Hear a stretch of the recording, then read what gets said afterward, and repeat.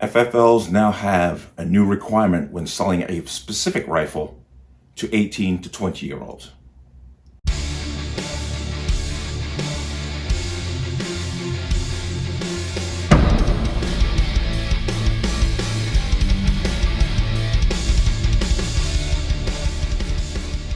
Welcome to another installment of the Connecticut Gun Bench. Today's video is brought to you by P.A.N. Firearms LLC.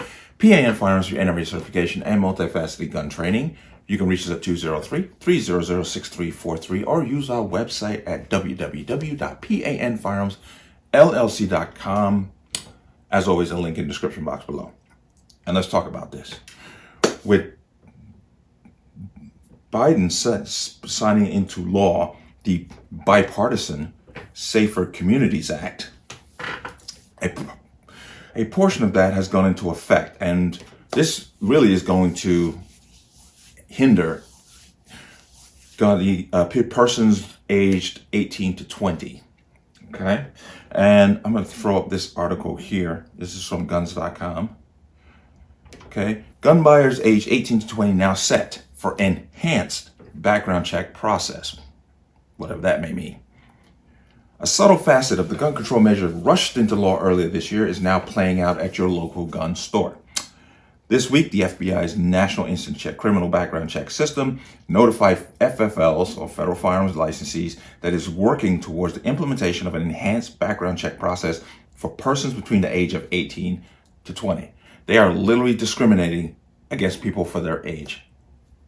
Really, they've so got it backwards, but the process includes stretching the allowed check period from the traditional 3 business days to as many as 10 business days so that additional outreach and research can be done into the individual's juvenile information or mental health prohibitions if needed.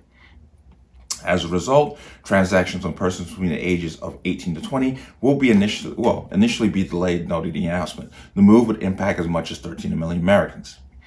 Additionally, FFLs will have to provide an address to NICS for those subject to the enhanced process, which is unheard of, but here we go.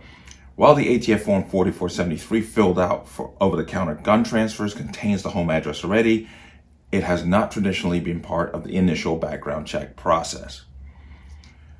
The change comes as part of the 80-page Bipartisan Safer Communities Act that was steamrolled through Congress this summer in near record time and signed by President Biden in a rare Saturday press event.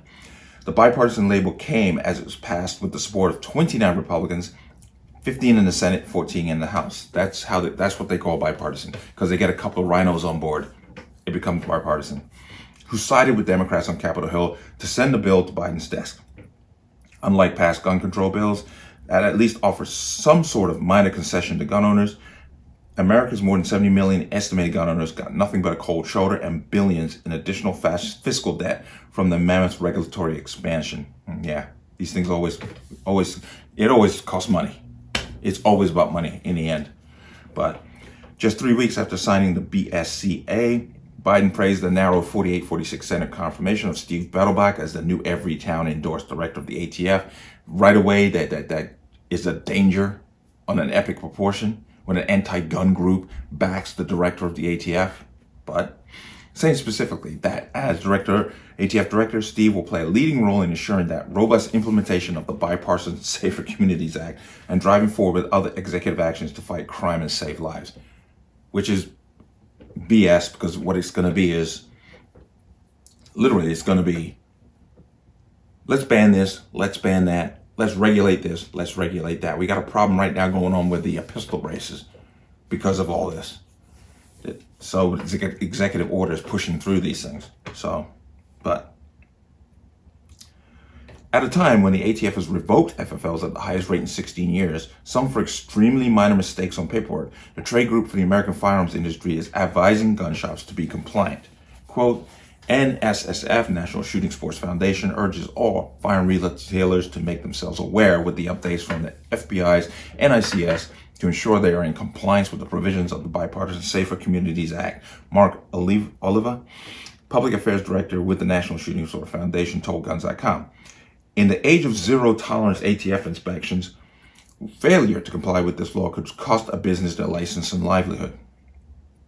And then there's the guidelines and this is the NSSF giving information to the FFLs, because you know the government's not going to fill these FFLs in. They're going to hope that they trip them up so they can take their license from them. That's usually what happens.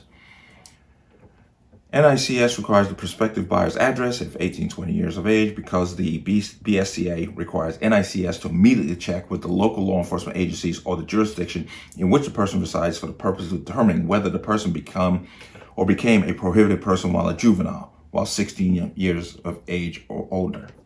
Wow. NICS must inform the licensee as soon as possible, but in no case more than 3 business days, whether cause exists to further investigate a possibly disqualifying juvenile record. If cause exists, NICS must notify the licensee as soon as possible, but no more than 10 business days from the initiation of the NICS check whether the buyer is prohibited. NICS cannot delay notifying the licensee after they complete the research.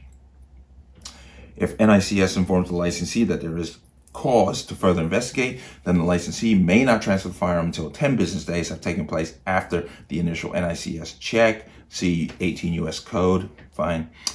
If 10 business days have elapsed and NICS has not informed the licensee the buyer 18 to 20 years of age is prohibited, then the licensee has the discretion, but not the obligation, to transfer the firearm to the buyer. Whether a licensee exercises that discretion is a business decision for each dealer. And right away, can you not see the gate or the door that's being kicked open here to put the FFL in a spotlight? 10 days go by. NICS has not come back and said this person is prohibited or they're good to go. The dealer transfers the item to the person. Person goes out and does one thing wrong, anything wrong, FFL's on the hook.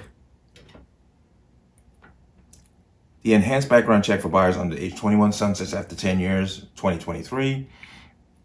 $200 million is made available to states through grants to upgrade record repository systems to assist states in providing juvenile records. All right, well, and there it is.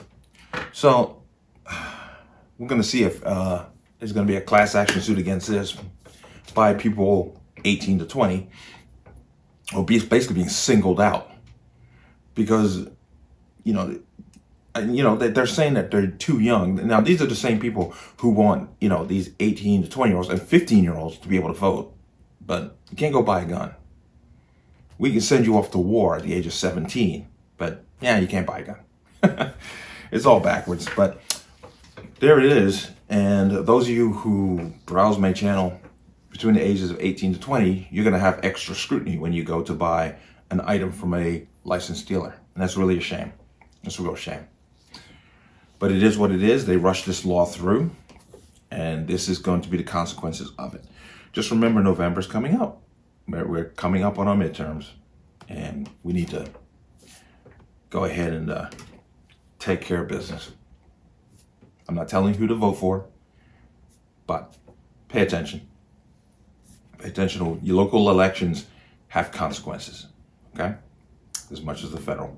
But let me know what you think. As always, you can leave your comments in the comment section below. And as always, any statements of violence or statements that lead to violence will be removed. Please like, share, comment, subscribe. Don't forget to hit that notification bell so you're notified the next time the video goes live. I'll see you on the next one. Peace.